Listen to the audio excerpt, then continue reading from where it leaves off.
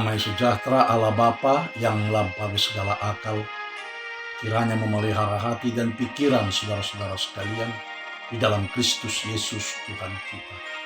Amin. Shalom bagi kita semua. Firman Tuhan yang menjadi khotbah bagi kita pada minggu kita hari ini, Minggu Seksagesima, 60 hari sebelum hari kebangkitan Yesus.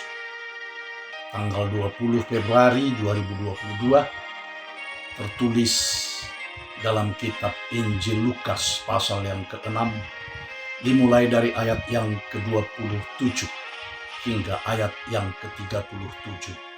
Demikian dikatakan di dalam firman Tuhan. Tetapi kepada kamu yang mendengarkan aku berkata, kasihilah musuhmu, berbuatlah baik kepada orang yang membenci kamu. Mintalah berkat bagi orang yang mengutuk kamu. Berdoalah bagi orang yang mencaci kamu. Barang siapa menampar pipimu yang satu, berikanlah juga kepadanya pipimu yang lain. Dan barang siapa yang mengambil jubah, biarkan juga ia mengambil baju. Berilah kepada setiap orang yang meminta kepadamu, dan janganlah meminta kembali kepada orang yang mengambil kepunyaanmu. Dan sebagaimana kamu kehendaki supaya orang perbuat kepadamu, perbuatlah juga demikian kepada mereka. Dan jikalau kamu mengasihi orang yang mengasihi kamu, apakah jasamu? Karena orang-orang berdosa pun mengasihi juga orang-orang yang mengasihi mereka. Sebab jikalau kamu berbuat baik kepada orang yang berbuat baik kepada kamu, apakah jasamu? Orang-orang berdosa pun berbuat demikian. Dan jikalau kamu meminjamkan sesuatu kepada orang karena kamu berharap akan menerima sesuatu daripadanya, apakah jasamu? Orang-orang berdosa pun meminjamkan kepada orang-orang berdosa supaya mereka menerima kembali sama banyak. Tetapi kamu kasihilah musuhmu dan berbuatlah baik kepada mereka dan pinjamkan dengan tidak mengharapkan balasan, maka upahmu akan besar dan kamu akan menjadi anak-anak Allah yang Maha Tinggi. Sebab ia baik terhadap orang-orang yang tidak tahu berterima kasih dan terhadap orang-orang jahat. Hendaklah kamu murah hati, sama seperti Bapamu adalah murah hati. Janganlah kamu menghakimi, maka kamu pun tidak akan dihakimi. Dan janganlah kamu menghukum, maka kamu pun tidak akan dihukum. Ampunilah, dan kamu akan diampuni. Hingga di sini pembacaan kita akan firman Tuhan.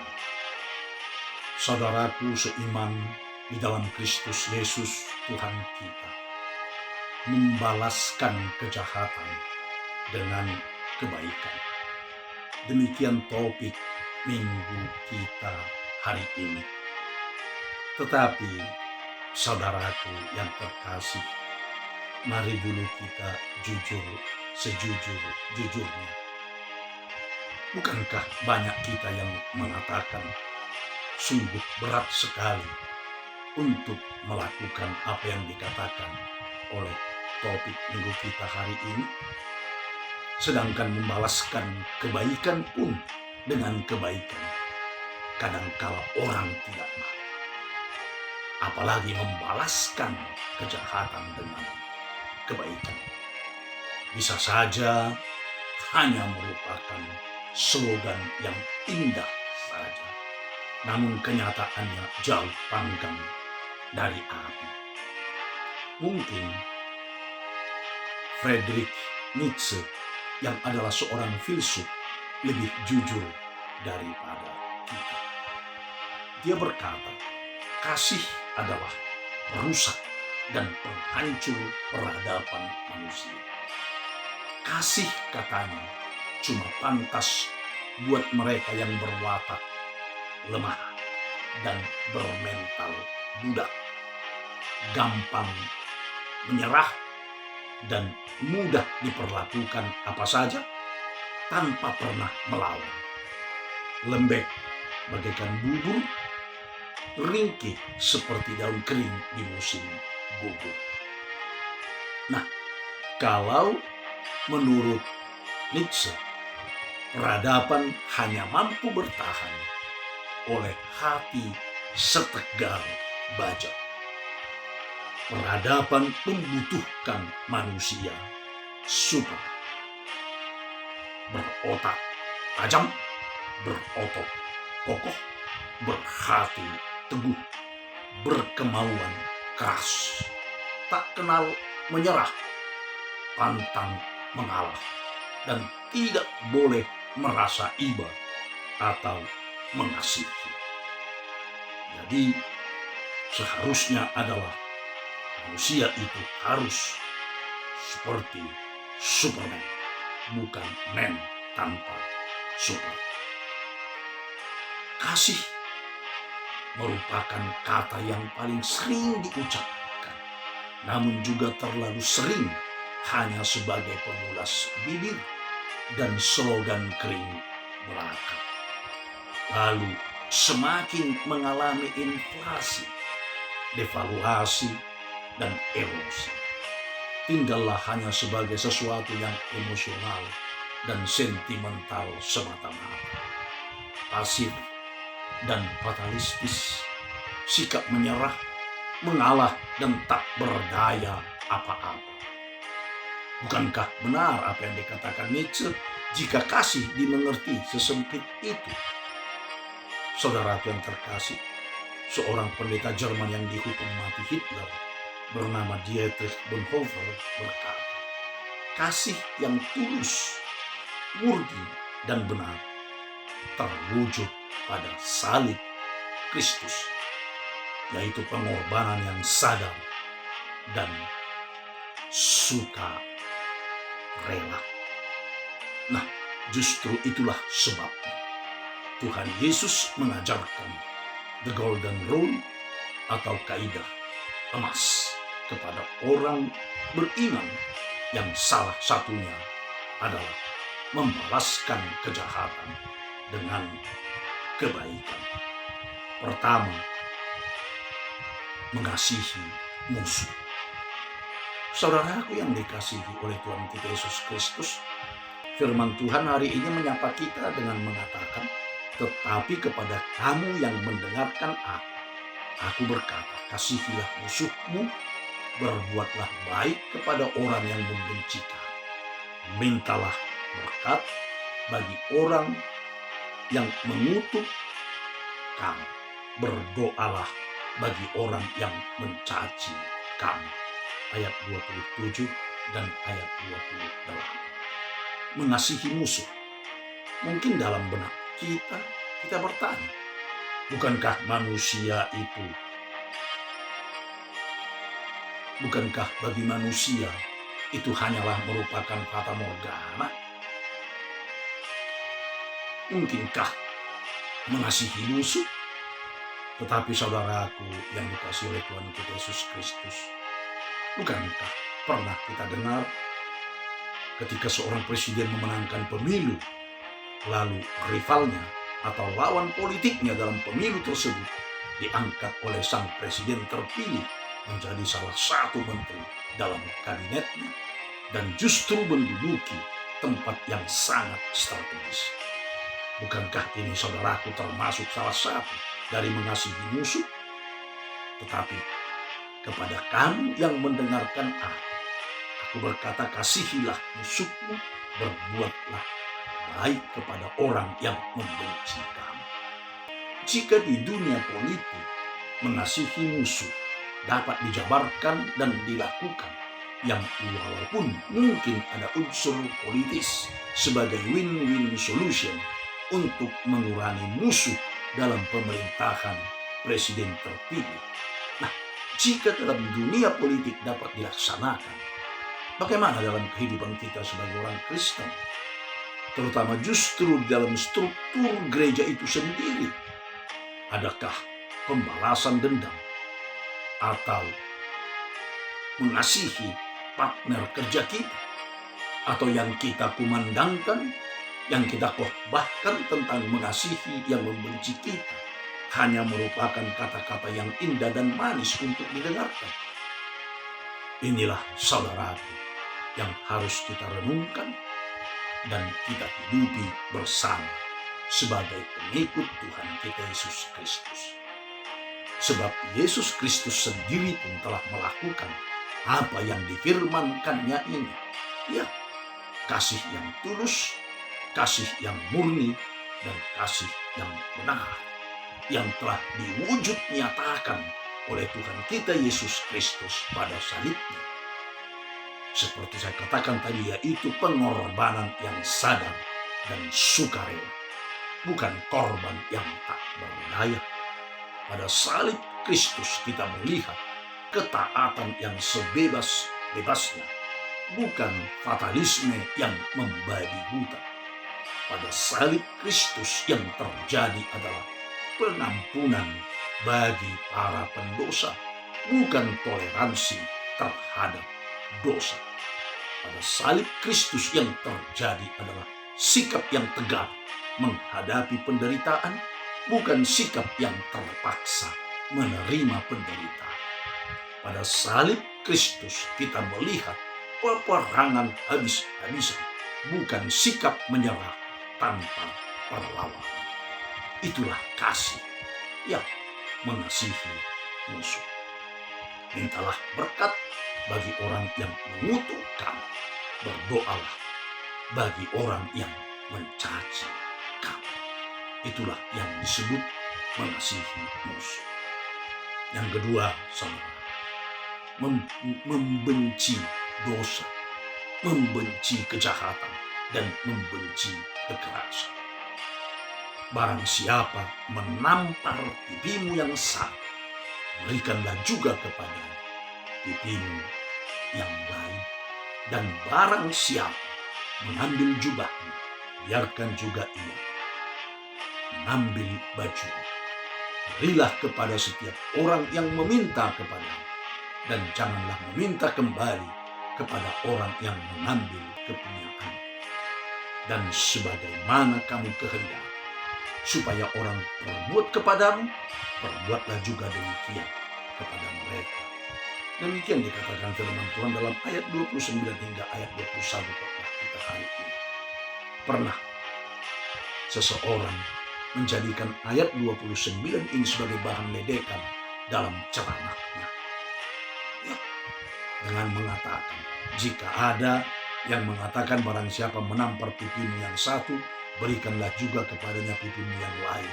Tetapi kalau saya, jika ada yang hendak menampar pipi saya, ya mengelak dong. Demikian kata si penceramah. Lalu para pendengarnya pun tertawa terkekeh-kekeh. Saudaraku yang dikasihi oleh Tuhan kita Yesus Kristus, mungkin masih banyak yang lain yang menjadikan ajaran Yesus ini menjadi bahan ledekan.